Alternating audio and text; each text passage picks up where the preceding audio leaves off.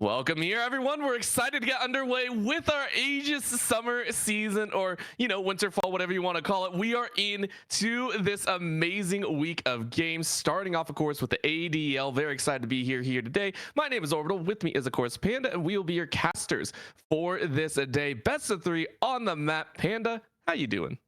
I'm doing good. I'm excited for some high elo action. We got 2 good teams here today, so I heard. Yes, we do. We have some amazing squads opening things up. The organizations are no surprise to anyone that has been watching Aegis for quite some time. Starting off with Elysium, Ymir coming in here. It is going to be Flame, Sourcewalker, Marzian, Ketsu, and Bobek, who is normally in there at the main point. However, we are going to have Jost stepping in here tonight. Yeah, and following up on that, we have OE Nova. We have Loon, Scootin, Poseidon is Gabe, OC, Tickle Me Elbow, and Bakugo, who will actually be subbing in tonight as well in the jungle, I believe. Which is going to be a good time. I know subs are never fun to really play with, but sometimes they're necessary, and it's nice to have someone on the roster on the backing. However, Elysium and Ymir coming out with some pretty high elo players here. I believe you were talking about it a little bit, and especially on opening nights, and especially with subs in hand, you kind of need that individual skill to almost carry you earlier on, and that's kind of the nice part about it. All masters, I think, for Elysium and Ymir, so fielding a pretty dang good roster. Yeah, it looked like the highest player for Nova was D1 in the mid lane. Got to double check on the sub. Yeah, it looks like D4 for the sub jungle. So they have their work cut out for them, definitely punching up a little bit. But I mean, they came to play, and I am excited to see what they come with. Well, let's hope they get underway here. Draft should be underway for us, and I'm very, very excited to see what they can throw down. Again, Elysium, Ymir on the blue side to start things off. And you can already see it is going to be that oh so lovely Kindred targeted straight at Bakugo, which I don't dislike. Of course, Kindred right now and Diana, I think some of them have gotten tweaks here and there. So, you know, ensuring that they're not on the table, but it is going to be the Udyr and the Brand on the other side.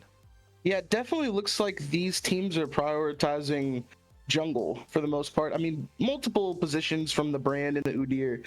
Plays pretty much just a solid mid lane ban, possibly support if they are, you know, good enough at it. But these teams definitely look like they're going to be top side focused, or at least jungle focused. And the meta really plays well towards these AP junglers from the side of Elysium. So good to get rid of them. I mean, it was one of the big changes coming in. AP feels a lot better right now with the clear speed, with the current rotations that you can do, and as well as a CC that you bring to the table. It's best of both worlds. Of course, Elysium doing their own best of the world. Yes, lethal tempo may be gone, but the Jinx is still just as powerful if ramped up to high speed. So very nice opener. Doesn't give too much away. We are going to assume either an enchanter support is going to come out on that side. You want to buff up that Jinx as much as possible, but for optimal, they're still wondering what they want to play. If you want to grab your jungler here, it wouldn't be that bad of an idea. But of course, what are you going to select? 1 second left. It is going to be Talia in that jungle position. Yeah, it could also slide to the mid if they are feeling a little bit antsy here. You could go for the Talia Vi. Been a very potent combination, not only in LCS, but pretty much across the world as we see the meta kind of flesh out a little bit through both fearless and non-fearless. Unfortunately, we don't have fearless tonight, so we will see some of these champs again, most likely. Leona looks like the option here. 3 seconds left. Yes, is going to lock in. So you might want something a little bit more protective of the Jinx. Leona allows for that long-range engage with the R, and is definitely a brute forcer to kind of get in the Jinx's. So I think that also automatically forces a cleanse coming out here. It feels bad for a Jinx. You love a little extra speed behind there. I think the normal route right now is Ghost Cleanse or Ghost Flash. Having that Leona, you got to be scared of it. And as well as the Talia, if you try and jump away a little bit too quickly, you might be in for a bad day. The Jax coming out here, though, blind pick for the top side. And I mean, if Flame is able to get a Flame Horizon, that's great. But blind picking it this early in the draft shows quite a bit of confidence for Elysium. yeah, either confidence or hubris.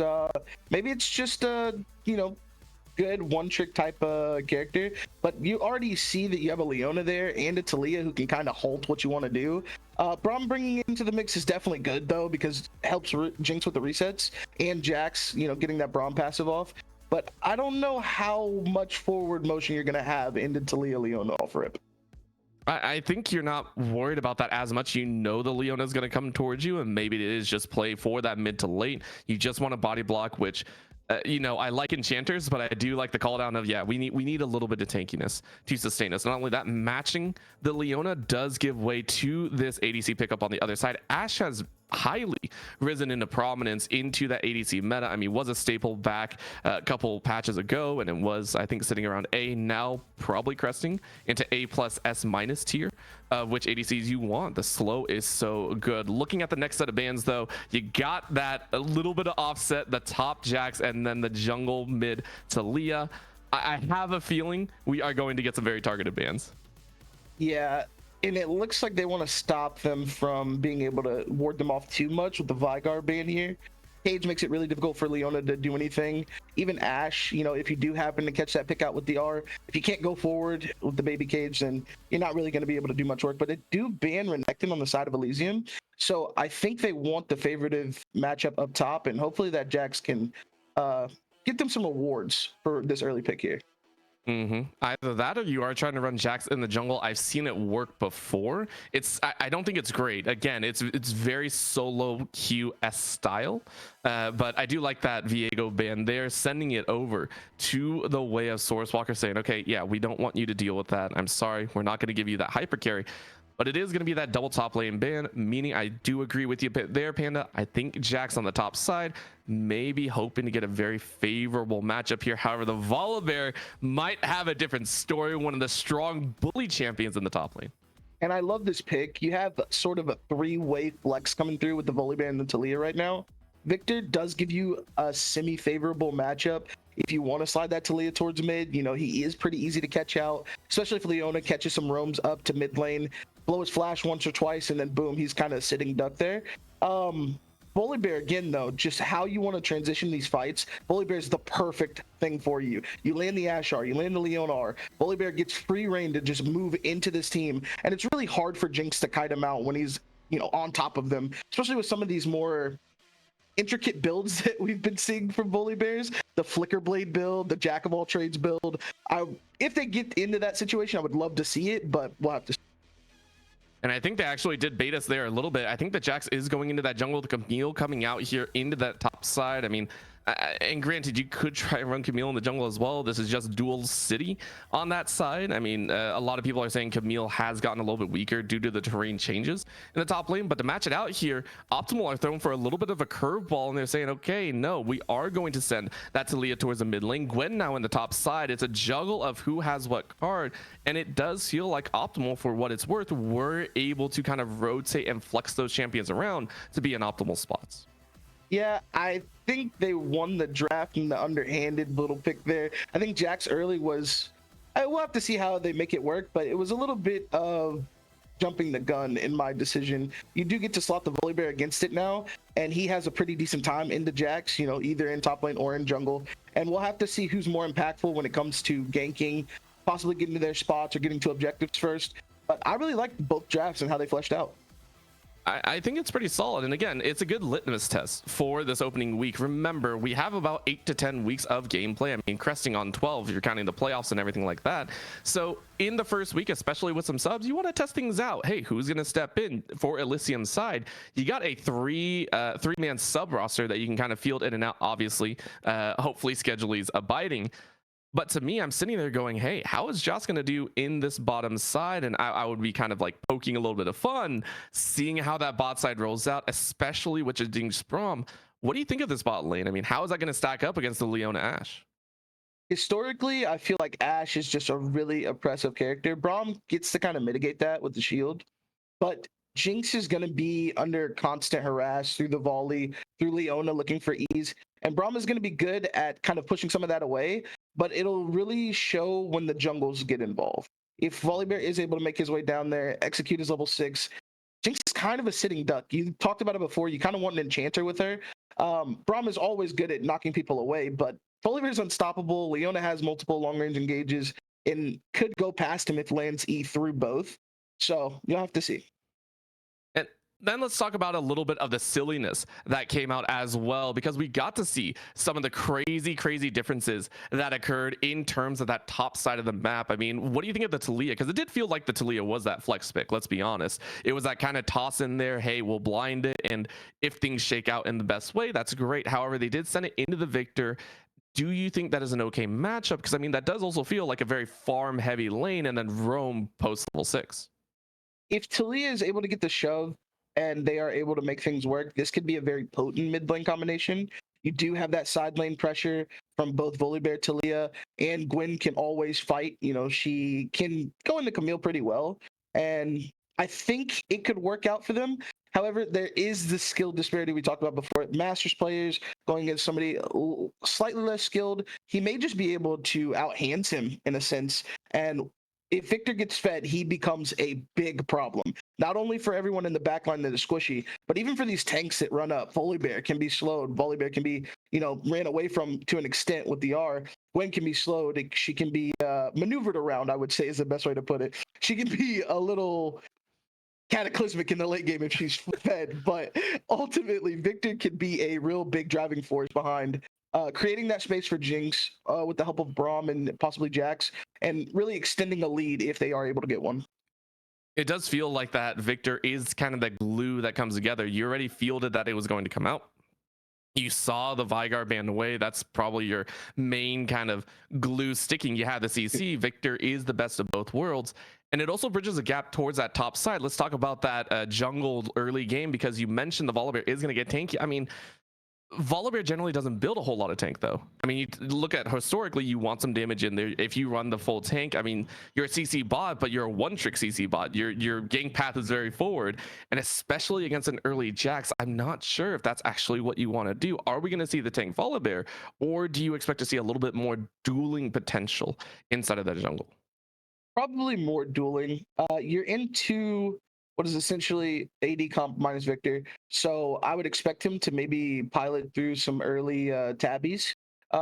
Possibly look for skirmishes with Leona if they're able to link up around the Jax. If they can catch him alone with the two of them, they can definitely do some damage there. But Braum is also going to be a factor. If he's able to kind of keep their efforts at bay, if he's able to link up with Jax himself, that is a very potent combination as well. So I think more so for the jungle, it's going to depend on how the supports play the map. In objective fights, of course, if they are able to get the early lead on that divisions down and they're able to maybe finagle their way into a better spot, that could definitely prosper for either one of these guys. Jax is no slouch in the jungle either. Mm-hmm. I mean, you blind picked that Jax pretty much. You ran it in there. You said, hey, we're going to try and figure it out. And so you're hoping Sourcewalker has a really, really good time. Now towards that top lane, the one that had the most, I want to say, room for silliness. We saw the Camille come out at the very late stages. It kind of threw us for a loop. And then on the other side, Optimal did the exact same against Elysium and said, hey, we're going to bring out that Gwen. How well does that Gwen actually match up now? Because you know about Gwen, one of the main things is that Shroud. Well, Camille and Jax can both get over that. But do you think that's actually a good matchup considering it was that R5 pickup? I think this is the best that your team can put together. I think she's a very good individual character, and it'll come down to who can pilot the top lane characters better. Camille is very potent with the true damage, but Gwen also has it in her kit. So I feel like it's a really even matchup. It's kind of like an outplay. I can agree with that. I mean, you know, Gwen can get to the late game. The burst is very, very good. Plus the sustain. So I would lean into agreeing with you on that point. But as a whole, that's where we're currently sitting for Optimal. I want to look at their lineup because they're the ones that do have that engage tool, the Leona ult. You're looking at the Gwen running forward. Overall, you said they do win out the comp. How do they win though? Because you look on the other side, there's a lot of bullies, right? And if their hands check, there are some problems. So for Optimal, what are we hoping to look for in the early game? Are we looking for Volibear to gank early, or are we looking for them to just try and scale up there? If your bot lane can get leads, maybe an early bush cheese or something along those lines, you can definitely have Ashe and Leona take over a lane state. Leona's biggest thing is her health bar. Health bar is pretty much all of her resource. If you are able to poke Leona out, then she becomes much, much more useless. I would say it's going to depend on the support jungles for this game. They're going to have the most impactful role, be it, ganking, be it skirmishing in the rivers or around objectives, because both of these guys are going to have to be the playmakers for each of their respective teams. And I think that it's a little bit harder on the Leona with Braum locked in, but I think it's also harder on Jax with Volibear locked in. So it's kind of an even matchup. All right, well, there you go. As we get ready for this game, it is most exciting. We got Elysium Ymir coming up against Optimal Esports Nova, and everyone knows these two squads are ready to rumble. So let's get into it. Game on for game number 1 of this best of 3. Compositional wise for Optimal, you're looking pretty dang strong, but for the side of Elysium Ymir, you're hoping to go ahead and throw down with the best of them. So who is going to come out on top? Of course, right now it's just a 5-point. You don't want to get too crazy. I mean, neither comp really feels like they have an amazing level 1. Granted, you have a Braum on one side, so I think for Elysium, they're just playing it safe. Yeah, I want to point out that Jinx decided on the fleet footwork here. I think that's more so for lane than anything else. We also do see her take the cleanse, so word to the wise on that one. Good prediction beforehand. Sometimes the ADCs think they can outrun it, so Ghost may be the play, but hey, smart. If you think you can outrun an Ashe Arrow plus a Solar Flare, I got I got a couple lottos and a couple things I can sell you. Definitely so. Leona did take exhaust here, so I think the team fights are going to be more fleshed out for possibly disengage and re-engage on the side of OEN. That exhaust could come in handy, whether Jax jumps on top of you, Jinx gets excited, Camille tries to make a play, or even onto Victor. So a lot of options there, and we'll have to see how the execution goes, but could be a make or break type of summoner spell taken. That's something that we'll really have to watch for. Currently, both junglers starting up on the top side. No help, obviously. So just play it slow, play it smart. That does mean they're going to meet on the bottom side, though, and that makes me very, very curious. As you can see, Sourcewalker, of course, did not start with a pot, just aiming to break into that power spike a little bit sooner. We see this a lot nowadays, you know, the extra potion not being taken by some, and it means that they do hit it, what is it, like half a camp earlier. Not a bad thing to have, but you can see the buff to buff that Bakugo is currently going for. Very interesting route choice. Yeah, this is telling me that there's possibly going to be an early gank. They did let Jinx Braum push the lane as well, so if we don't see some early wards go down, it might just be an early kill, possibly. We see Bakugo has the Ghost, not the Flash as well, so he's probably looking to gank more often than he is, you know, typically with the Flash here. I could agree with that too, and especially with that Ghost, you want to use it as often as possible. It's your big key playmaker. If you go Ghost and you burn a Flash, that's a win. Remember, the cooldown timers is vastly different, and I like that call. You can already see roaming into that river, looking towards that bot side, and that's why at level 2 they're going to go in. You called it earlier, Panda, and now this is going to be the jump. You force a Flash out of Ketsu, and Joss is a little bit stuck, and you're a Braum. You have no way out. You didn't burn the Flash or Ignite, though. I do like that call. However, first blood over to the side of Optimal Esports Nova. And that's sub Bakugo versus Joss, and Bakugo comes out ahead here. That's such an important cooldown to get to out of the Jinx. She lost her Flash early. We're 3 minutes into the game. All the pressure on that lane is pretty much gone. Leona's gonna have free reign to not only pressure Jinx out, but also roam. They don't necessarily have the perfect timer on her, as we do see Jax approach this bottom lane here. Oh, going on Leona, but I don't know if it's going to be what they want.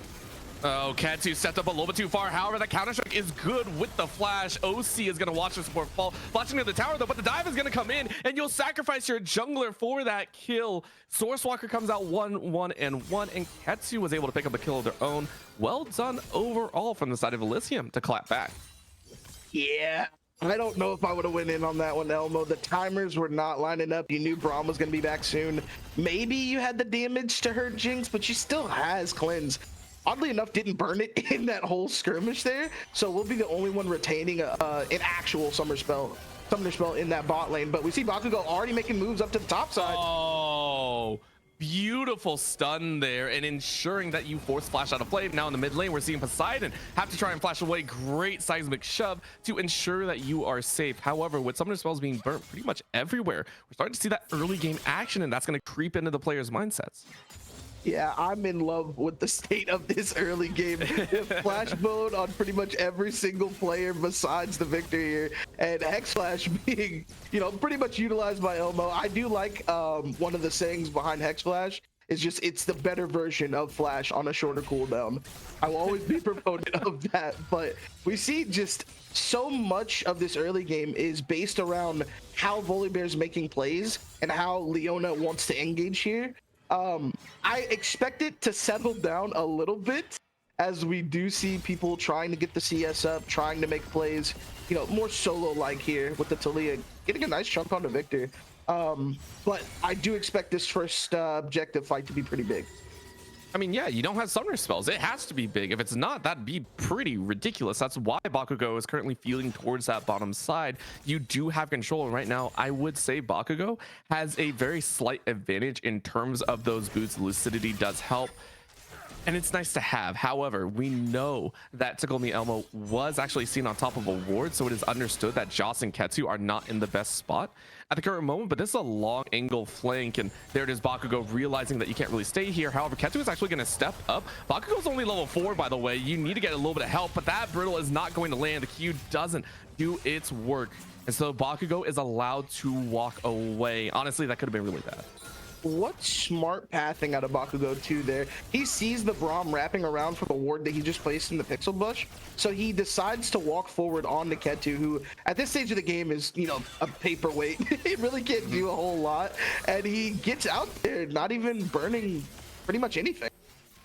But now you're going to go for a re-engage, and Ketsu doesn't have flash. Keep that in mind. No solar flare to come down, though, as you're only level 4. And because of this damage, Counter-Strike is going to be enough. You slap them down, but Poseidon tries to help out, but the Get Excited is too big. Ketsu dodging out on that side as well. Tickle Me Elmo getting taken quite low, but that's going to be the kill. OC is able to grab the kill, and it is going to be a 1-for-1 trade. Quite honestly, the mid laner is ensuring that no more deaths come about.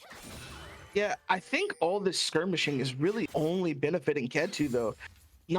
It's not shying away from anything at this point. I don't even know if he knows he has cleanse. He hasn't cleansed anything yet, but he has not died yet. He's getting a decent farm lead here, and he's picked up a kill and 2 assists in the meantime, which is only going to benefit how quickly he gets to that point that we know Jinx can become the ender of days. I mean, we do say that, but look on the other side. Take a look at where all of the kills for OEN have actually landed. It's landed into OC's pockets. So as much as we're talking about that lead, it can be seen. However, a little bit of a dance on the top side might bring about a change. Instead of the bot lane, it's going to be this top side, as Loon is going to try and stay safe. However, the needlework doesn't fully land, so Flame is allowed to live. However, the minions are doing a little bit of work. Okay, you're safe, you're fine. Of course, the grubs were picked up on the other side, at least 2 for Bakugo, so not the full 3 that you really would like. Yeah, and I think that's just a smart play out of Elysium. You had already rotated people up. You know that this Gwen hasn't been shying down from any of the fights that you had taken beforehand. So you just get a little bit of a poke engage, see if she runs away. She doesn't. She dashes forward with the E, and then boom, it's just an easy capitalization after that with the Camille R. Just so nice to have, and now we get to look towards this dragon. Keep in mind, the grubs came up afterwards, yet dragon has been untouched, and this is one of the most highly valued dragons there. I mean, it's Infernal. You want this one as much as possible. It gives you a little extra 80 in AP, so I like this call down. We're starting to see that rotate, the clearing of vision for Optimal Nova. Let's see if they can retain it, though, and actually look to gather this global objective. Yeah, I think they should be prioritizing this a little bit more. I know that Bakugo wants to make plays across the map, but this dragon is a big deal. As we see Icon get jumped on, or excuse me, Loon get jumped on again here. Probably going to fall as well. Not enough damage just yet. And yeah, Source makes that pretty easy. It's just that simple. I mean, you have the Grandmaster's might. It's just extra armor and magic resist. Of course, that does leave open this bottom side for the dragon. Quite honestly, I don't know if the top side, which is already 0-1 and 0, is actually worth giving over this dragon. Rocket comes out just to try and spot it out, but Bakugo holding on to that smite more than easily secures what can be considered a double objective win for this squad. Yeah, and I want to go back to something that you had pointed out previously. This Ashe is the predominantly fed member of the team, but it is relatively easy for her to fall comparative to the Jax, to the Jinx in situations that we're going to see unfold. Jax is so far out ahead on his counterpart in the jungle here that I think this is going to start to be when you see Braum possibly roam, as we see them pairing up in the bot side already. This can really open up the map and allow them to maybe get more greedy on where they want to path into the jungle. Now, Hawkshot does prevent a little bit of that because of vision from Ashe, but I don't suspect her being able to walk forward very often with the state of the game right now. Okay, I see some credit behind that. I'm still going to say Ashe can be dominating, not because I, play Ashe ridiculously a lot in arena or anything like that. Please don't blame me on that one. We'll see what happens. We'll see what happens. At the current moment, though, we love seeing those kind of sneaky ambushes trying to be set up, and we're going to see another one here on the bot side. Ketsu and Joss need to be a little bit careful, but they are safe. The arrow does not land. Because of that, the entire attack pattern is called off. We're down here and ready to fight. Yeah, and it looks like they're just going to take a back out of Bakugo, and Poseidon's going to run back to mid lane, but we see here Source already ready for this dive. That could be a possibility. You have Braum ulti, which most of the time is used for disengage, but can be used to lock down a target here.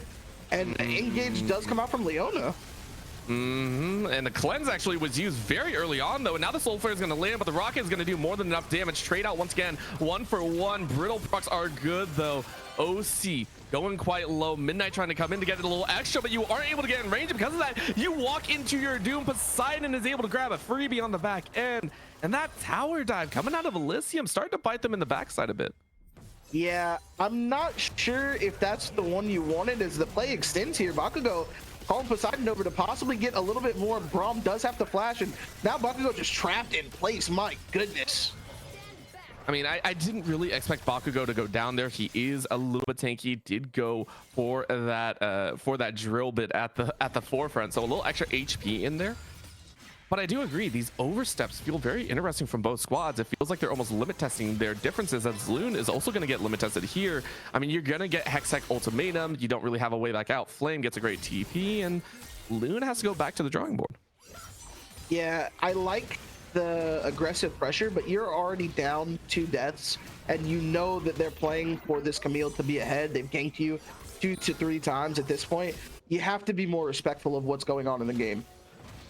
Well, respect is not in Source Walker's name right now, even though 3 are there still trying to go, and you get CC'd up. This is already your death, and that bravado is going to be different, though. Counter-Strike is able to turn it around. Source Walker walks all over the opponent, comes out with the 2-piece, and now running for their life. The Braum is going to set everyone up in the backside, though, as all of a sudden Optimal are in the wrong spot. Poseidon is here to try and save the day, but the deaths have already come down. Rocket from the backside drops Poseidon down to about 50% HP. It doesn't matter, though, as Loon goes down as well. It is going to be 4 dead in favor of the side of Elysium.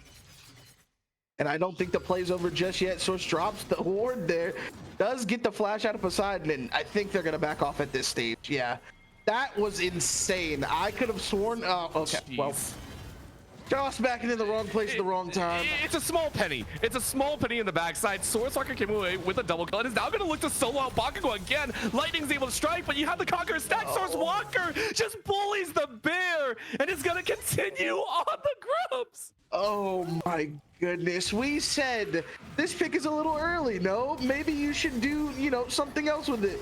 As Midnight falls to the support, but gets a trade there. And he sure enough came out here and showed us exactly why they picked him, Jax. That early in the draft, he is 8-2-3 and basically turned a 4v1 into 3 kills there. It's ridiculous, and granted, a huge part is I don't think Optimal Nova recognized that Source Walker had Triforce completed at that time. That item just did so much work. Flame now pretty much going to win out on the top side, just waiting for a spell reel to come out here. I mean, you got to dash in. Yeah, Loon is not going to enjoy this one. That's going to be a hook over the wall, quick little slap to the back of the head, and this is Elysium, this squad that we talked about hands checking, starting to come online. 14-8 right now, just about 2K in the lead. Yeah, and Ash now has to go against an 8-2 Jax and a 3-1-2 Camille, who both have ulti available at pretty much every time because they're solo killing anyone that steps to them every single time they see someone. So I don't know if she's going to be able to do what she needs to do in this game state. Obviously, Talia's a big help here as they look to dive. Both of these players here on the bot side, they don't have the wave for it just yet. But that's not going to stop Source Walker. I think at this point, Source just trying to ensure that you push the opponent off of this wave. You want to get first tower, however, the dive in is going to be a little different. In comes the wall, though. Counter-Strike is still up. You're going to flash to the backline, but you only catch 1. You got to get the damage on. Source Walker is able to stay alive. And you talked about OC not having any damage. It's coming to fruition. The stun in the backside grants Ketu a double kill. And the Jinx is starting to run rampant. Panda, you predicted it. I was wrong. OC, even with 3 kills, cannot contend with the overwhelming might of Elysium Ymir. Yeah, this is about as bad as it gets. This is solo queue levels of, wow, my top side. But obviously, you can't do that. You got to keep your gamer hat on. You got to keep the headset in, and you got to lock in. You have to do what's best for the team at this moment. And right now, you guys need to funnel everything that you can into OC. Try to get this player ahead more. Try to protect them. It's a tall task to ask from every angle you have. Camille can come through, Jax can come through, Victor even, and now Ketu is very fed on the Jinx. Already finished with that Kraken Slayer. Is going to have a bunch of damage, and I'm pretty sure she's reaching those Mecha God levels of ADC that we see in those high-end late-game lobbies at here in like 16 minutes. And I want to point out the fact that we talk about Ketu being fed is only actually 300 gold up on OC. They're not that different, but again, you talked about the raw power that a Jinx has over. The itemization is so vastly different than the likes of an Ashe. Also, I would like to point out, Source Walker is 3k over Bakugo. That is a wild amount to have. Thank you very much to our observer for showing us. That is a wild amount to have. Cresting a ridiculous amount. Almost 3/4 of the lead is in Source Walker's favor. And that is how strong they currently are. They are allowed to do just about anything, which is why Ketsu and Joss are literally just free farming. Joss is now going to eat that arrow, and there's nothing you can do, allowing Flame to now dive into the top side. Look at the chunks coming out here. Luna is not going to enjoy this one. Of course, Flame doesn't want to expend too much, doesn't want to let Poseidon get a freebie ult on them. Yeah, even Scuttle Crabs are contested at this point. Midnight just poking the bear, having some fun with them. Bakugo, with a great early, you know, first 5 to 8 minutes there, has kind of found himself on the back end here, not falling down too far in farm, but in just the pace of the game and how you want to play it, he seems a lot out of place, essentially. A lot of things feel out of place. We talked about that Hex Flash that Tickle Me Elmo has, and you mentioned it's just a better flash on a lower cooldown. The only thing is, whenever it comes to Hextech Flash, you have to be on the proactive side. You have to be on the winning side, because that's how you get aggressive with it. Whenever in this state, you actually have to hold Flash a lot of the time for safety factors, so we're not going to see that Hextech Flash come out as often as you would wish. It is going to be a 3-man push towards that mid lane, and with that tower break, it is all 3 outer towers down, ensuring that for this upcoming dragon, it will be Elysium to drop just about any ward they wish. Yeah, this state of the game becomes very, very difficult, not only for, you know, your carries, but also for the support jungle. Anytime you guys want to step up, want to try to grant vision, try to get objective vision, try to just be proactive in any wave state, it's really hard for you to do that when you have almost a complete chokehold on everywhere, losing towers, losing vision, losing even your lines if you step too far forward. I do want to point out, though, that there are 2 marks left on Bakugo's jungle item, and after that, he will be a bit more speedy, you know, with that fully evolved blue smite. So he might be able to dip in and out of not only vision, but the jungle and team fights with that.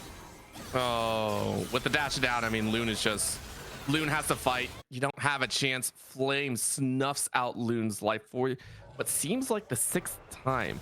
Here on the top side, I would also like to point out Loon and Flame have never really left that top side, and the fact that Flame doesn't feel the need to leave the top side should be a massively worrying statement for Optimal Nova. You can even see Bakugo's like, I can't even go up there, I can't do anything.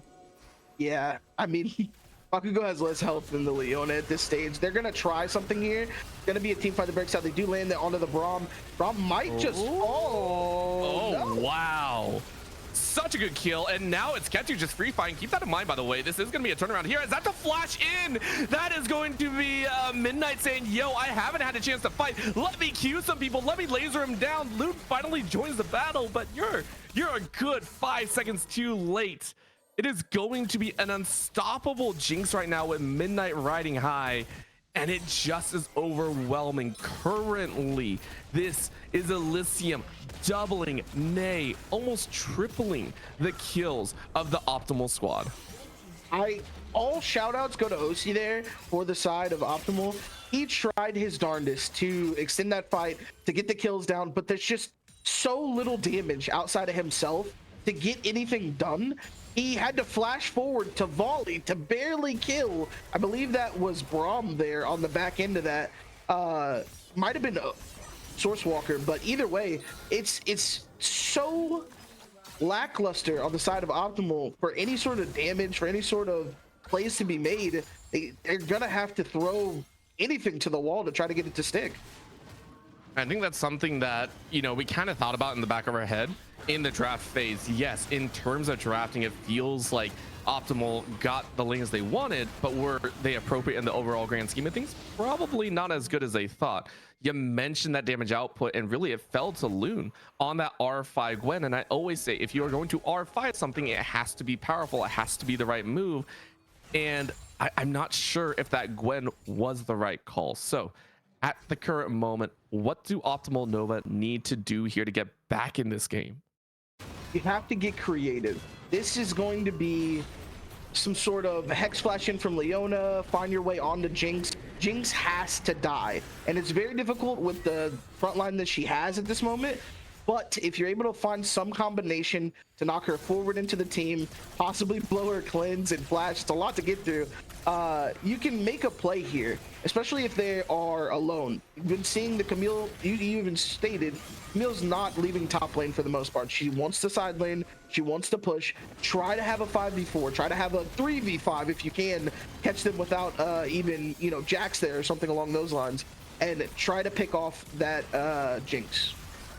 Well, you know, Baron dropped down to about 8k and Loon is able to stop it, but there's that TP for one of the first times. It is stopped though, keep that one in mind, but Loon doesn't have the Shroud. A great glacial fissure ensures Loon is going to be CC'd into death. Midnight gets stunned up, but Ingo tickle me elbow and you're going to be tickled right back. However, the slam down from Bakugo is going to rip through the HP bars. However, everyone gets out to safety and the wallets are just too big. It's 2 kills overall to Elysium Ymir. That was literally the best case they could have had, and unfortunately there was not enough damage to finalize the kills on the Source Walker and Ketu. I think this is going to be Elysium's victory lap. You should take this Baron, you should run mid, run bot, 4-1, you know, 1-3-1 if you can, and just kind of end the game out in these next 2 to 3 minutes here. But man, oh man, Optimal came to fight, and that shows shades of what could be in game 2 and possibly 3. Yep, this is my favorite call ever. It's Wallet Warriors is what I love to call them. That was, as you said, the best they could have, but Elysium are just too far ahead, and you'll hear me say it a lot, honestly. This is something of a phenomenon that just has to be stated. Everything went the right way, they just, you know, Optimal didn't have the money. It feels bad. But right now though, as you can see, just like you stated, Panda, they are going to start roaming up towards this mid, look to try and push and end this game. Flame is still sitting on that side lane, was doing quite well with the TP interrupted though. You are kind of stuck there. Keep that in mind. With no inhibitors down though, it is going to be optimal to say, okay, maybe we can hold out, maybe we can get a little extra damage. 2 items currently on OC. Poseidon's not doing too bad for themselves, went for a little bit of a budget buy with the Leandres and Saros. Yeah, I'm not sure why he felt the need to buy both. Maybe just wanted to be a little bit tankier. I feel like he really could have exacerbated his lead, maybe went Ludens or possibly even Deathcap second. Like, you are so far ahead as a team and as an individual that I think you just press it. You're the only magic damage on the team too, so, you know, maybe he just wanted to be more safe in that regard. But either way, this side of Elysium is doing wonderful, and like you said, the wallets are massive. 11k gold lead here at 24 minutes, just cresting, and it looks like they're gonna take down Luna again. Oh, Loon wants nothing to do with that side. However, that's going to be an arrow straight to the face. Midnight is going to flash away, though. The wall's going to cut off their exit, which means Ketsu and Midnight are stuck at the back wall. If all the times to win, it is going to be now, as they are going to slice through. Optimal have found the optimal dub. Their composition comes together at the last moment. and that's a triple kill for Loon. Just as we were saying, he might die on the top side. They find the 3v5. The only play that I think could have brought them back in this game state. They find it, and now they're looking for Flame. I don't know if they really want that. He does dive onto Bakugo, and Bakugo's... I think Bakugo is going to try and sustain through, and that might actually do it. Flame, you can't beat them all, but in comes Source saying, I can beat them all. Divinity is in the name. Source Walker is going to continue forward, walloping, bopping, killing OC. However, the flash over the wall keeps OC safe, and now TP coming in from Loon. Loon wants some revenge. That 3k, the bounties on the board, is going to chase you into oblivion. And not just that, keep in mind, Dragon is up in 30 of all the times for Optimal to win a fight, to get some kills and get some extra gold. It is the right time to send. Oh, Rocket, is it going to kill? Nope, Poseidon is not that low. No worries. Yeah, it stops them back there. It's pretty good. They are losing out on the wave state, but what a great turnaround for Optimal here. I mean, I'm not gonna lie, I pretty much all but counted them out. They have shrunk that lead by about another 2k gold. I think at biggest it was like 14. And they're trying to make plays to get this game back in. Great job spotting out that both the side lanes were being ran down. They will give this Dragon, it's not soul yet, so I think this is a very smart move. You kind of want to turtle up here and try to extend the game by as much time as you possibly can. Get more items, get you know, make it to where the wallets don't really matter. Both wallets are so big that you have a million, I have a billion, whatever, we're both rich. So they'll try that. But I don't know how much they can win or sustain through an actual 5v5 team fight, which is what it looks like Elysium wants to do now. I mean, you're talking about the fact that Elysium, it's like you know, optimal. They went from a 1% chance of winning to a 2% chance, and it's still not great. Let's be honest, it's still not great. Bakugo has to ult away to stay safe. That Sky got the lightning cut is going to be an unfortunate one to lose, but Joss is still very much in the front line here. And this Braum we mentioned before, Joss has been doing quite a good job, got bullied on earlier, and now is at a 1-4-14 stand. You can see here, more than willing to stay behind, get ready, and allow Source to be a little bit of a bait because they're going to go in here. That is going to be the stones to slow them down, but it's a split fight. The solo power is too real. Flame kills Poseidon, and a god can bleed as Elysium Ymir flatline the rest of Optimal. The Nova implodes. It's an ace for Elysium Ymir, and they will take game number 1 of the opening series here in the ADL. What a game. What an absolute beautiful execution out of Elysium.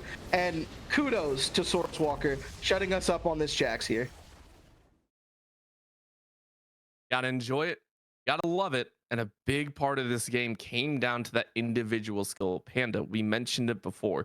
When it comes to having subs, maybe the players that you're not so used to, it can be difficult to slot them in, and that's where the individual skill can really overcome that. Granted, Joss stepping up into that support role, I'm not going to say it's the least impactful, but I would say it's one of the easier areas to slot it in outside of maybe top lane, right? You go ahead, pop into the bottom side, you get a tank rolling, and Source Walker still gets to do their thing. Elysium look so good right now.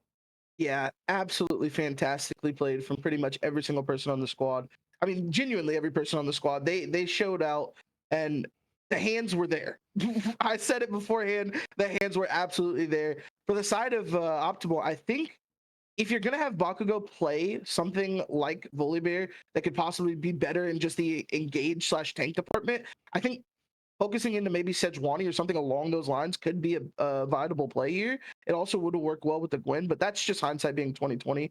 I think they performed to the best of their abilities, and I got to give heads up to OC. OC played as well as he possibly could going into the game state that he dealt with. So. I mean, we just hope to see a little bit more damage. You called it out earlier. The damage profile, maybe not that great for the side of Optimal. So maybe they can get a little bit more damage in there, see what they can bring. Maybe don't have to worry about so much flexibility, as they will have side selection for game number 2. Please don't go anywhere. The ADL here with Aegis is going to continue in just a bit. Don't go anywhere.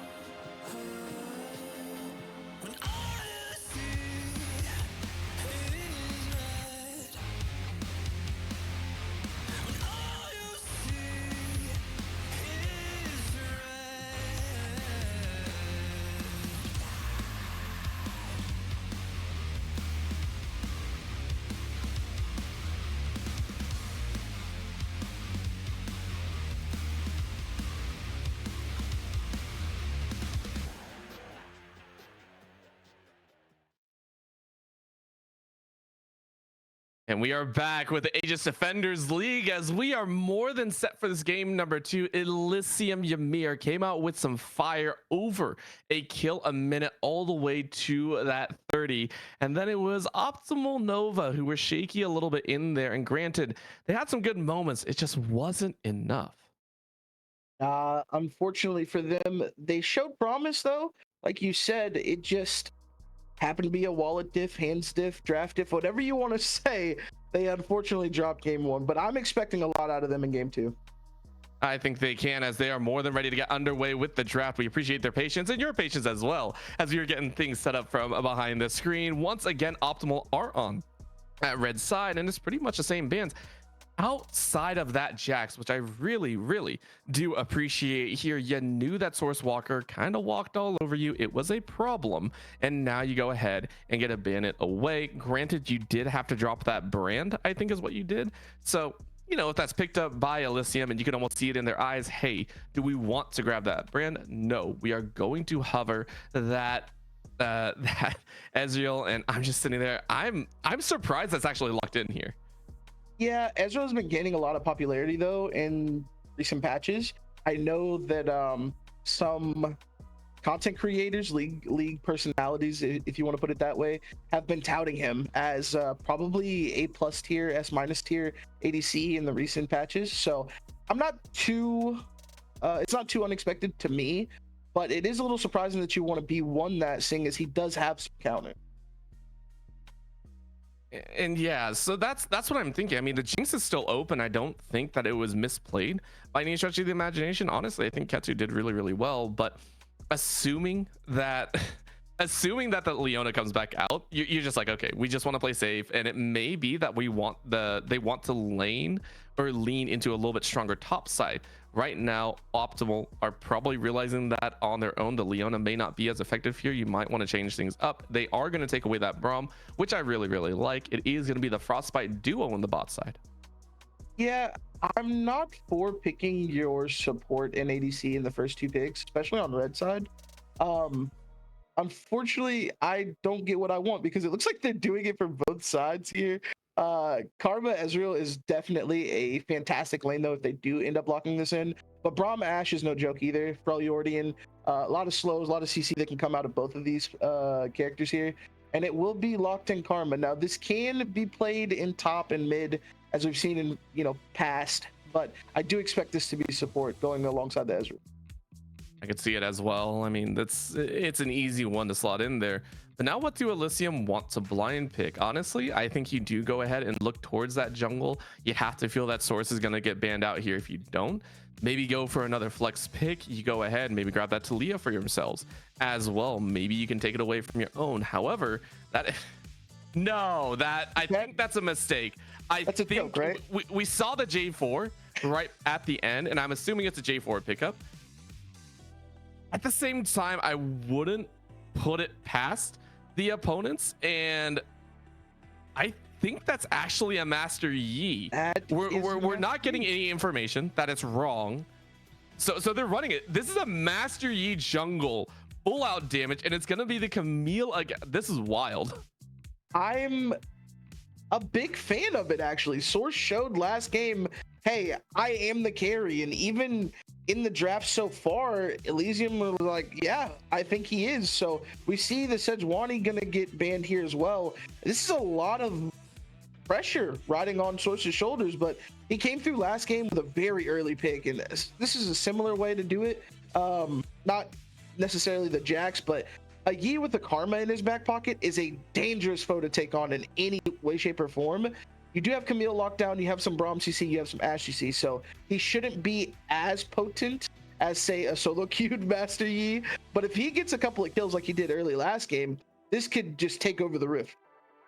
Not only that, considering that you can see the CC that's being brought down by Optimal, and you can see that Sejuani ban coming out on the side of Elysium, I also wouldn't be opposed to just run a Morgana in the bot lane, go full in on the Master Yi, you know, just grab that black shield, make sure that the Master Yi can run. Of course, that is full on solo queue-esque. I mean, that's the days of old of the funnel Yi comp, which quite literally they tried to nerf into the ground. However, with that Xin Zhao ban, Bakugo was back on that Volibear, and we mentioned before we don't exactly like it, but this time you're kind of forced into that pinch. Let's be honest. We mentioned the Sejuani, it's banned away. Yeah, that is, I mean, for all intents and purposes, I'm seeing 5 bans on Elysium sides towards the jungle. Bully Bear is what he falls back on. That's what he trusts. And I totally, I mean, nothing else we can do about that. Does look like he's going to have a similarly paced game, though. Yi obviously wants to do things like the Jax does, not having the tools that the Jax may have had, though. Yi's obviously more straight damage. Jax has, counter and his R for some resistances. But Yi in a comp that's built around Yi can be a lot more potent. So I want to see how he takes on this jungle fight. I want to see how he's able to link up with the support. And Talia being locked does not help his case. So let's see. Yeah, and it will be. This well, this is rough. Optimal, I like, yo. We wanted that one. We wanted that for our mid lane. Why are you not giving it to us? Optimal are at a loss of words here. I wouldn't be surprised if they lean back into that Vigar if you wish. I'm not exactly sure what can be played in there, and I'm not sure of the champion pool either. It's going to be Lissandra at the end. Yeah, so they are actually full on scared of this Master Yi. This is full CC lockdown. You are not going soft draft either. You're not going for that soft CC. This is all in on the Master Yi CC train. I wouldn't be surprised to see a QSS plus a Mikhail's come out on the side of Elysium. Yeah, if you're wanting to play exactly for this Yi, you do want to kind of itemize towards him. But optimal, yeah, 4 Freljordian champs, almost 5 if they would have picked up maybe like an Olaf or something with a little more scrap or CC in the top side. But my goodness, they are afraid, they are frightened, and they want to kill Source on this walkabout. I'm just sitting here going, what the heck is going on? I'm wholly worried about what's going to be thrown down here and if it is going to work. And honestly, I think the teams are as well. We have gotten word that they're going to take a little bit longer getting into lobby and getting things set up. So I honestly think we'll go to a little intermission. We're going to wrap our heads around this Master Yi and see what gets thrown down here, as Elysium are hoping to go ahead and take a 2-0 on the start of the ADL, or will Optimal Nova go ahead and win things out and push us to a game 3? Keep in mind, we do have a little bit of a poll running, so get your points in, see if you come out on top, and we'll see you all in just a bit for the game.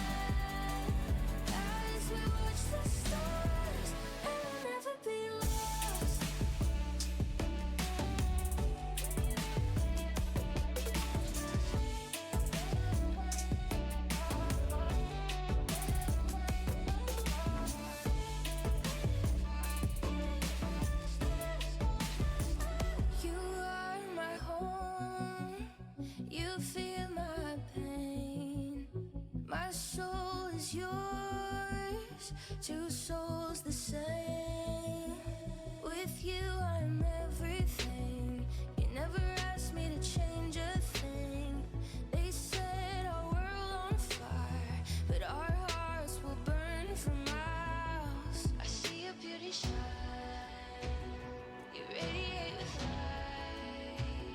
Our hearts dancing time, you're one of a kind. Stars shining with us, your fire is contagious. I feel the moon on our skin. Love glows out, love streams in. Your eyes shining through me. Light the way so that we can see. And feel the warmth of my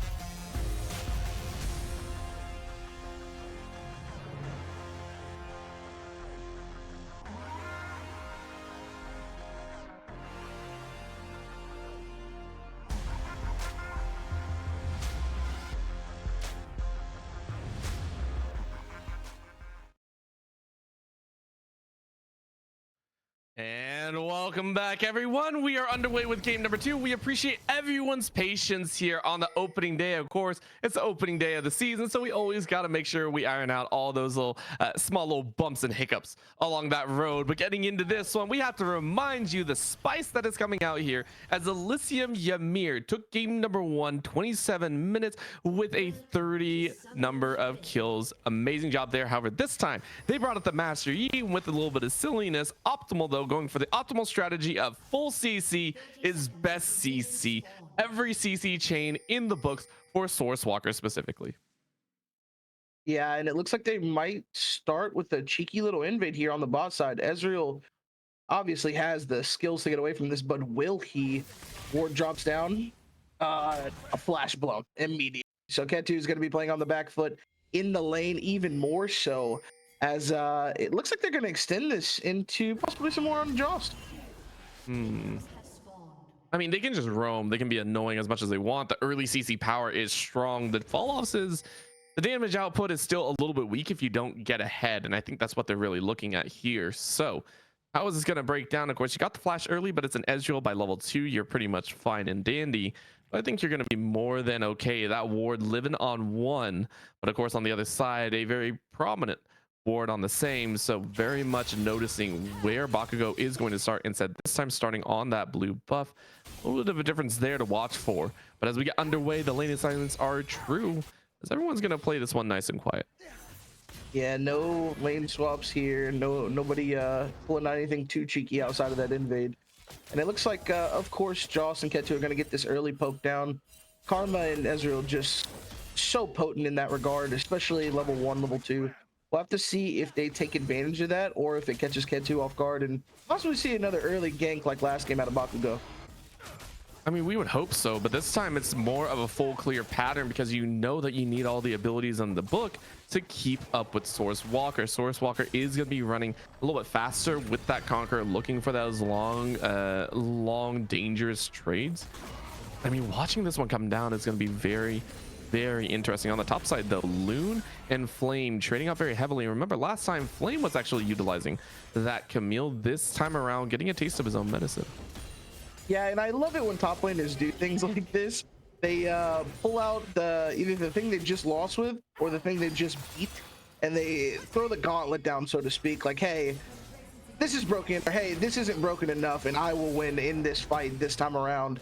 It does show that Loon doesn't feel too bad about the loss, whipping out the Camille, or maybe it's a case of a salty sailor where he's just like, I want to win on this pick. It was broken and I'm going to utilize it this time. And the hope is that you get as far ahead as Flame did last time, especially considering a Cassante late game is going to be so powerful. What a draw under the tower, though. That's another knockback. The Loon not taking any sort of damage there. Made sure not to auto attack. You're going to be safe. However, this is going to be that prep we mentioned before. Flame is now going to get the difficult top lane treatment. Dyrus is pretty much on the books, and that's just a simple kill. No way you're going to be able to follow up behind. Bakugo goes down to just 100 HP, but you burn the TP out of midnight. I mean, you get the kill, so happy days are optimal. Yeah, and I like the way that Bakugo pathed there, going up, making sure to have that ghost ready, and Loon did a really good job of setting up the gank underneath tower. I don't know if it's going to result in exactly what they want to do, as Cassante is one of those tanks that he just kind of inherently gets tanky like Ornn and can get you further into the game off of that. But obviously, if he's set really far behind, if you get Camille really far ahead, we can see something similar to what happened last game. Very curious to see if it will shake out as before. Keep in mind, by minute 4 or 5, we actually had about 5 or 6 kills on the board. So this one, again, just kind of waiting for that level 6, I think is what Optimal is really charging for, which, is not really that big of a deal. Still, though, Ketu having a pretty good time in the farm lane. It's Flame that we're really worried about. I mean, again, you're extended out to that 50 mark, and again, you're getting punished for it. Again, last time was a tower dive, but Flame is just going to be bullied out. You're against a red buff volley and Loon. I mean, you get the shield up and you're actually going to be safe. No way you survive. That is wild. As a Master Yi slices in, this is the kill that you enjoy. A long auto attack.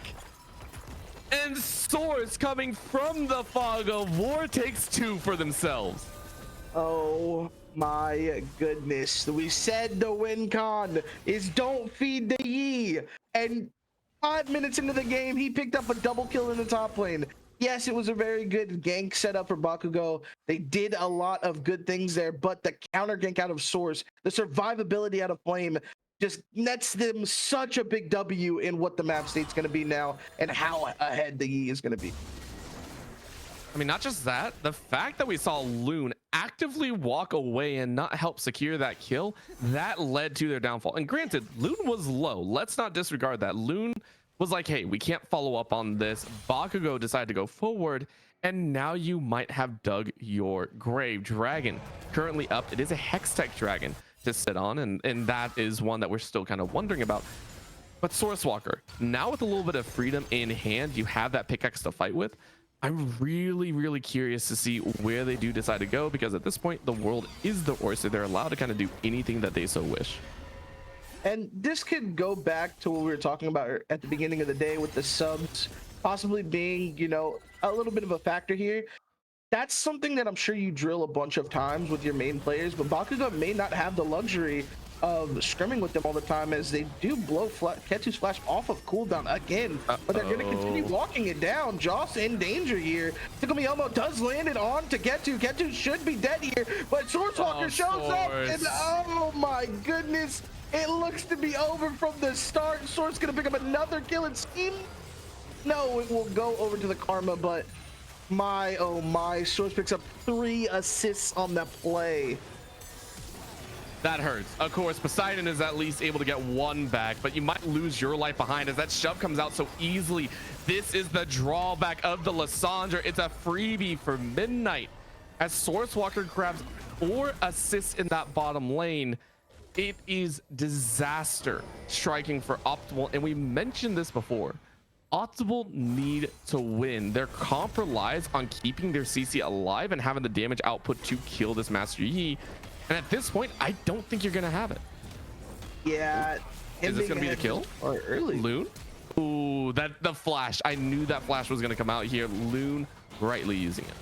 Yeah. I don't know if they would have actually had this to catch up there on Flame's part, but definitely a good flash. Better safe than sorry. And you do not want to extend any more victories to the side of Elysium at this point of the game. Ketu doing Ezreal things. He actually made it out of there with the barrier, with the E, and just all praise to him on that disengage from the play. No. Ketu died. Ketu died on the play? Oh, on Yeah. the re-engage from Poseidon. Yeah, re-engage from Poseidon. Yeah, okay. Well, unfortunately, I will retract my statement. Joss, good job. To be fair, it was the second, it was the re-engage. You are correct. It's just, it felt very connected, right? Poseidon was in the bush, ready to go. I don't doubt you for calling that the first engagement, though. It is true. Ketu did so well in the earlier fight. Yeah, and this is just going to spiral out of control. We see 2.5, almost 3K gold lead going to sprout here as the Void Grubs are taken by Yi. And you need to get some stuff in check and start making plays on the side of Optimal, or else this game can get out of hand again. Well, their call is actually screw whatever else is on the map. We're going to keep trying to put everyone on the sides that we're winning. Mid lane is one of them. Bottom side is the other. Flame on the top side, though, is prepping Loon for a death. It doesn't matter if Loon is low or if Flame is low. All that matters is Master Yi is ready for those kills. That is going to be the cue to go ahead and dance all over them, as that is going to be another one. Sourcewalker now at 3. And I think he has enough to get his first item after he clears possible 2 top camps here. Very close to whatever he decides to go. I think that's a Bork, right? Yeah, I do believe those are components for a Bork. The combine is only about 4 or 5. It shouldn't be that large for a Bork. Yeah. So he should definitely have it here after that kill. Yeah. So we will see. Oh yeah, no, he's good. Yeah, he definitely has it. Whatever he wants to build, I think he has. And I like how we glance over. We're like, how much gold does he have? Oh yeah. No, that's more than enough. Yeah, this is gonna be a rough spot for Optimal to play into now, because every objective that you have coming up now, you not only have to play through the poke from both Talia and Ezreal, and even Karma to that extent. You have to worry about the all-in with the Karma speed up, and then Cassante taking somebody away. primarily the Lysandra if he can, so that they can just free reign the Yi into the fight. And if Yi is smart here, I would like to see maybe a spell shield come out of him. I know lethality isn't necessarily the best thing in this case of the game, but if you really want to play to your advantages, you can get a shroud and kind of stop whatever Lysandra or Ashe want to do to you on the back end of that. Such a real statement here as Flame is more than ready to draw in Loon. I saw that coming a mile away. Loon did as well. The Ghost is going to be a whole different story, though. Flame should be able to chase that one down. There's a knock up. There's a kill. Loon cannot get away from the blades, and Flame dances on them. Solid stuff. Oh, bottom side, though. Oh no. Here. Oh no, Katsu realizing that they got turned around. That's gonna be a jump though. Osu gets the full king treatment. Save the president. Osi is alive. That is a heck of a lot of commitment to keep their ADC alive. Meanwhile, another play here on the top side as Loon is going to TP right back in, and I'm not sure you're actually going to enjoy this one. Another pin against the wall, and I'm just watching. Source is ready. Loon is already down at about 60%. Flame is ready to go. There's a Hexic Ultimatum. No way to stop Source Walker now. Loon TPs to their death, and that is going to be more gold than they really want to give over. Elysium may be losing out on the bot side, but top side is all theirs. I mean, I think I counted 4 to 5 summoner spells being burned in the single play on the bot side, as well as everyone's ulti. So it's really, really unfortunate that on the top side, you not only burn the TP off of Loon, you get the pretty much whole tower here. I do believe it should fall, and you get another kill / assist onto the Yi. I'm not sure what his total was before that. And this is just exacerbating the situation, because it really doesn't matter if Ashe has 1 kill or 1 assist at this stage of the game. She's not getting away from the Yi, Taliyah, and K'Sante. It's not happening. Nope. You're just like, bruh, help, please. Like, Please. Help. Poseidon's gonna try and do something though. That's a lot of damage, but again, the shielding coming out of Joss is just too good. Bakugo is gonna get ignited. There is no exhaust in play, and Joss kind of needs to run away here. Look at the poke though. Ketsu has enough damage that you're basically just like, yeah, you can't get closer. As long as Ketsu's alive, you're good. Once again, Elysium keeping their primary carries alive. And I mean, just look at the gold lead ballooning up. It's already at 5,000 now at 12 minutes. I mean, I believe it was like 12,000 at 24 minutes last game. So they are on pace to either match or be just under that mark set. And I believe with these grubs going over, this is going to be 6 grubs onto the side of Elysium. And they're still going to be able to possibly fight for Dragon here, as they are pinging down into the mid lane, and it looks like Optimal's taking a back with 5 seconds left on drag.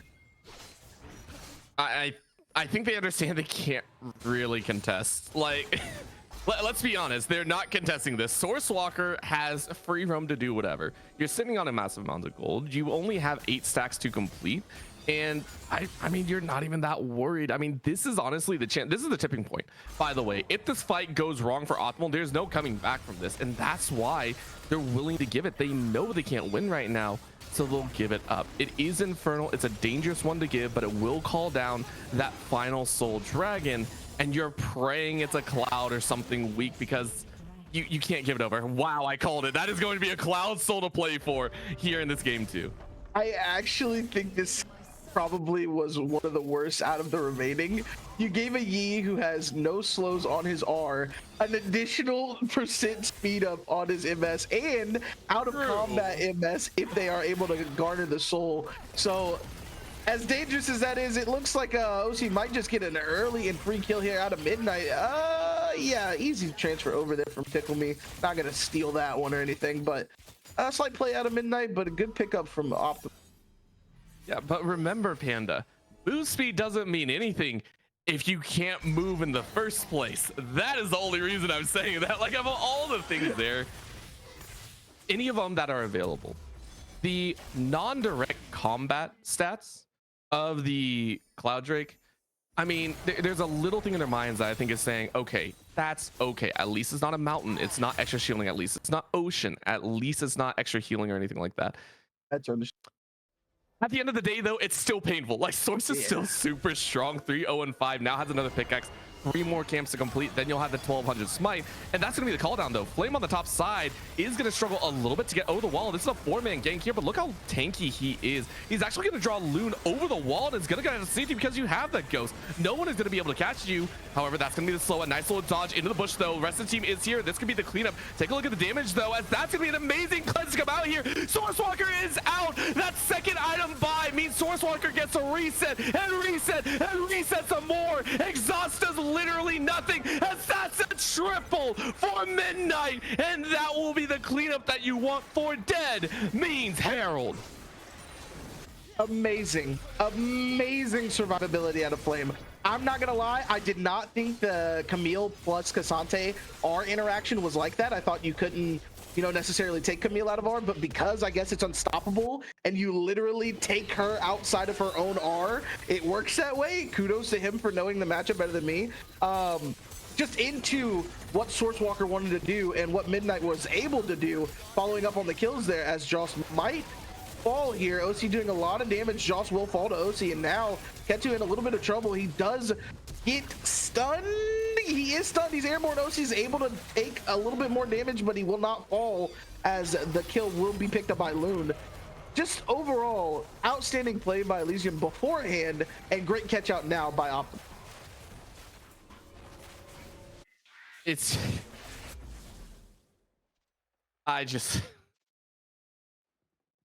it's been so long since I've cast a Master Yi in any competitive game that is winning.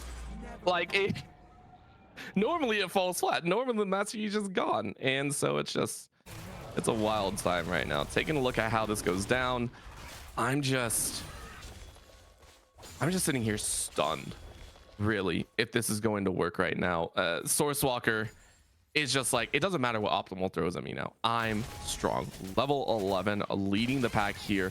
We see the Camille off on the angle and realizes that a Master Yi is down there. Like, look how scared they are. They're playing so far back, no one can step up. By the way, big shout out to Joss for grabbing that McHale's early on.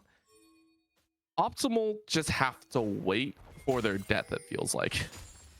Yeah, there are some proactive plays you can make at this stage of the game, but we see Rageblade Bork Merc Treads completed on a Yi at under 18 minutes. That is an outstanding pace from him. He has a 500 gold shutdown on top of, you know, the 300 gold that you would get from killing him, and he is just running away with this game.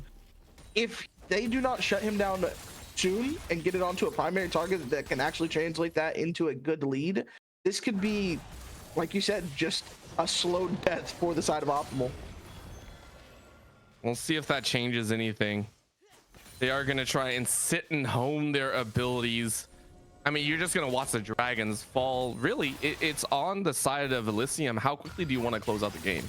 I think it's going to be that big call down. How quickly are we going to watch this game kind of break out in its fundamental state? When are we going to see that big kaboom at the end to signify that the game is closing at the end?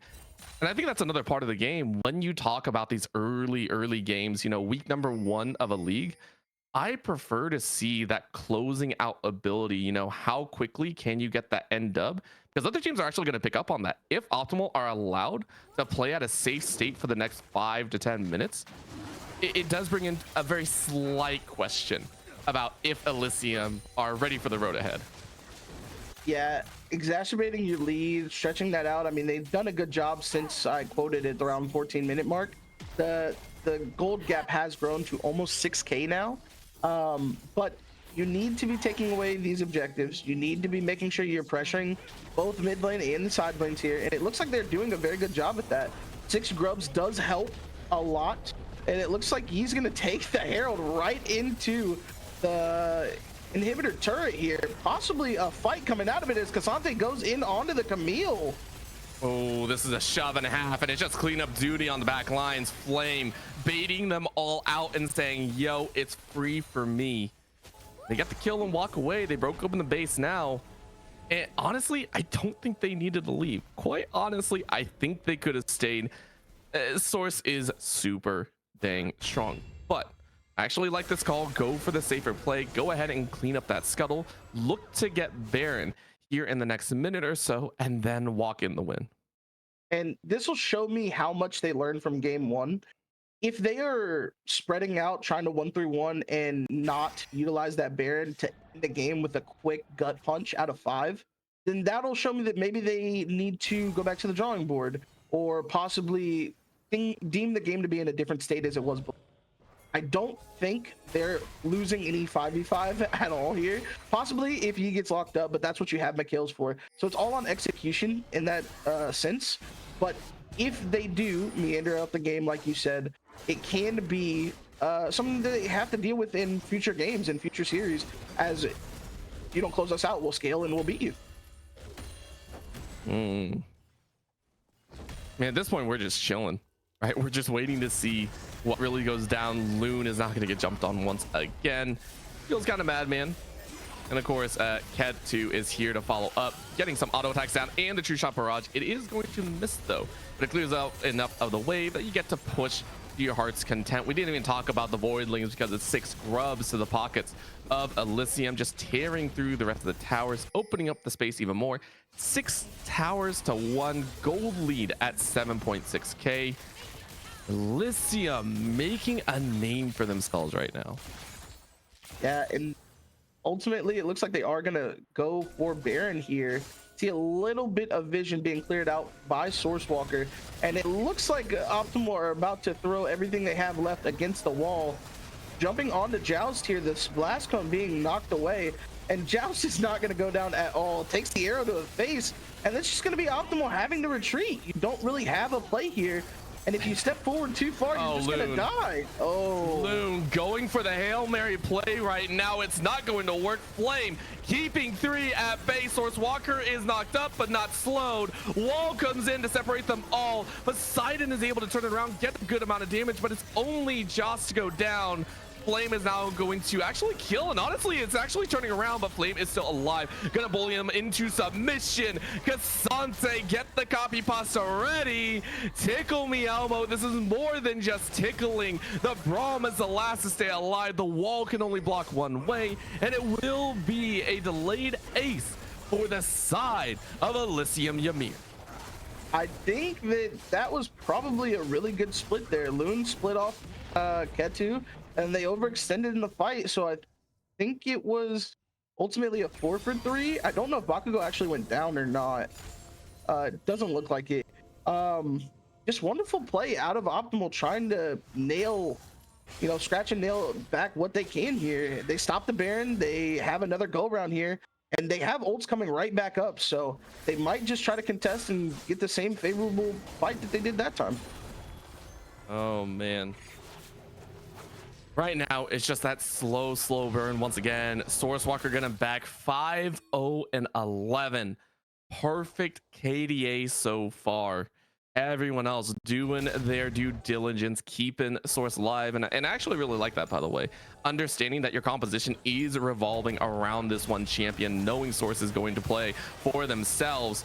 Of course, Joss in a bit of a rough spot, as Optimal do to Joss what they wish they could do to Source.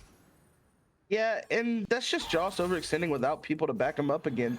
You want vision in that area, you have a blue trinket available, you should lead with that, and then maybe try on the back end to have somebody come over to help you out. You're still a squishy karma regardless of your itemization. So bad play out of that. It's going to extend the game for Optimal though, so they're in love with it.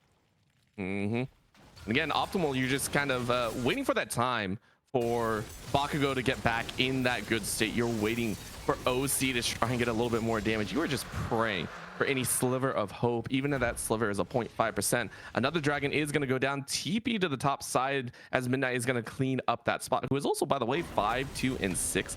Everyone being that little strong suit. Flame, though, is going to try and 1v1. Quickly realizes you're not in a 1v1, you're in a 1v3. Bakugo showing up on a ward, and everyone is currently chasing Flame. They are going to hone in, but remember, Flame is not the main target. You're the bait. On the other side, it is going to be Elysium Ymir taking away that Baron, and it's easy come, easy go. Flame, we thank you for your service. You have done your team proud. Yeah, that was pretty obvious, but I don't think Optimal could have done anything different. You have to kill him in the side lane.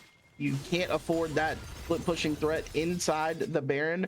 Not only that, but you're just going to lose the fight if you go up to Baron, most likely. Unless Poseidon can pull out something crazy here, I think this should be a decent push. And Flame has TP when he gets up. I do believe the timers are relatively synced, or it's coming up before he revives. So you may even see just an overextension here on the Flame return shortly. I mean, they try, but Midnight is still safe, and Source is able to walk forward. You get the exhaust, but you're still alive because you're able to chase. Frostbite ain't gonna do anything. The Brittles can only do so much. Everyone is still pretty much alive in a 4v5. The 4 come out alive. Oh, Flame. Flame, yeah. Do it to him.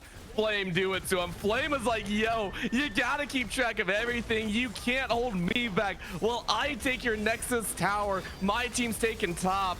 And Flame will once again sacrifice themselves, or just a little bit of their HP bar. Quite honestly, I don't think he's gonna go down unless he wills it. Take a look at this. OC trying their best and might finally try, but no, you get knocked back. Flame, 5 seconds later, the team is now here to help out, and it is the rest of the squad to help save Private Ryan. At this point, you're a general, I guess. It is gonna be Elysium Ymir to take the victory in game 2. Take this series as well in the opening week, unless Poseidon can actually do something here, get some good CC. Nah, Flame's ready. Flame's ready to slice and dice just like a Renekton would. Knockback with the Braum. It's gonna be GG and well played. Elysium Ymir opening things up on the season for the ADL with the 2-0. 7-0-2 on the Master Yi. This guy was insane. Sourcewalker playing pretty much with his food, almost a Flame Horizon in the jungle as well. I think the final count was 230 to 141. Guys just out here making it look easy on perhaps one of the most solo queue-esque characters you can with the Master Yi. Damage wasn't as extravagant as last game, but I will say just fantastic game overall from Elysium. There were a couple of missteps that they do want to shore up, but they really put the gut punch in and finalized the game, had Flame come up, TP in, make sure that he can fight, and then poor OC just trying his best, like, oh, I can kill the Cassante maybe if I have a little bit of help, and then no, just gets punched right in the face by Cassante with the Intofus. It's gonna be another victory for them in a 2-0. Good series out of Elite. Oh man, it's well done, well played. Honestly, Optimal gotta go back to the drawing board. I don't dislike what they had. Draft honestly seemed pretty stable. It's just those hands. Sometimes you gotta get back to that custom. But at the same time, everyone played extremely well. I'm excited to see what more the ADL has to offer. Vanda, it was great having you here today. Thank you so much for joining us, especially at a little bit late notice. So we appreciate you being here. Of course, my name is Orbital. With me has been Panda. And of course, on our production has been PVS. We appreciate y'all tuning in, and make sure to tune in tomorrow as well for some more League of Legends Aegis action. Have a good night, everyone.